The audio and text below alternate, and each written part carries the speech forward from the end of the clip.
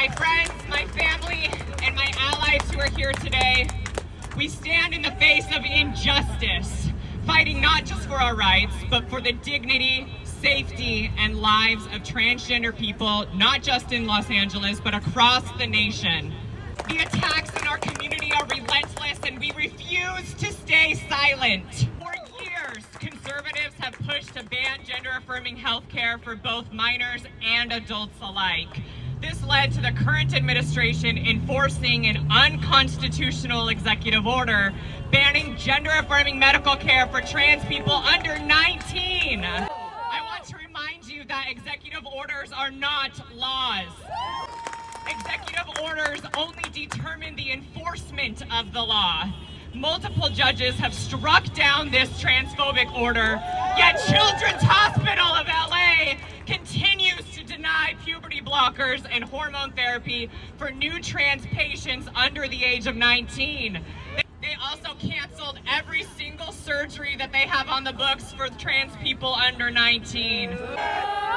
Even though every single major medical and mental health association in the United States recognize the life-saving benefits of gender-affirming care, as it reduces gender dysphoria, it alleviates depression, and it prevents suicide. This isn't just healthcare, it's life-saving care. Science research is on our side. Studies including the U.S. Trans Survey show that over 40% of trans people attempt suicide due to the lack of support and the denial of medical care. These aren't just numbers, they're lives. They are our friends, our family, our neighbors, and we must do better.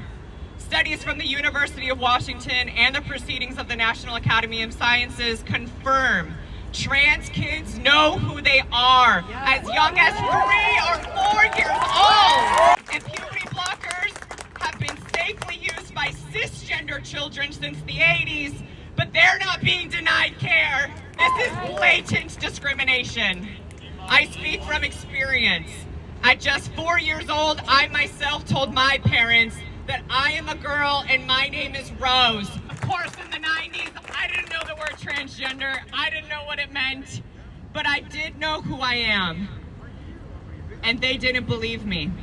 I grew up confused and I grew up filled with shame. It led me in high school to become terrified and even suicidal myself. It wasn't until college that I gave myself permission to be me, and I found a reason worth living. But unfortunately, many trans youth do not have the same chance. They need us to speak out. According to the studies from the National Institute of Health and the American Journal of Surgery, no more than 1%, I'm gonna say that again, no more than 1% of trans people regret gender-affirming care or surgery. But what about the accountability for those that are denied care and who suffer harm or take their own lives? To those, Children's Hospital of LA, who would try to ban affirming care for trans people, we cannot turn our backs on those who need it. Every trans person of every single age deserves access to the care that they desperately need. We all, as humans, have the right to privacy, bodily autonomy, and to make decisions about our own health. Life-saving care agreed upon by our doctors, our psychologists, should not be up for debate. The Constitution guarantees every human the right to life, liberty, and the pursuit of happiness. Yes. That's what this is about. Yes. This fight is about the right to exist authentically and without fear or without shame. Yes. But let's remember something important. Legality is a matter of power, not justice. We must remember our history. Colonialism was legal. Slavery was legal. Jim Crow was legal. Laws that criminalized same-sex relations, banned same-sex marriage, and restricted gender expression were legal. Yet we fought back, and we won, and we will win again. We stand here future with hope, with courage, and belief in victory. We are not building from scratch after all. We are building upon the foundation laid by our trans elders and mothers more specifically. I'm talking about Marsha P. Johnson, Sylvia Rivera, Miss Major Griffin Gracie, Miss Dee Dee Chambly, Connie Norman, and Cecilia Gentili.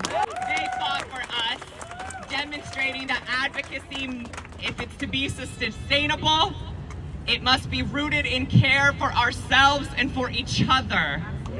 That means loving each other, showing up for each other, being kind to one another.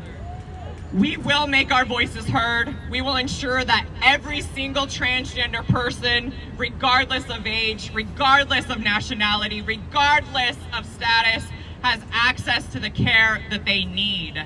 So my final question, no justice, No peace! Thank you.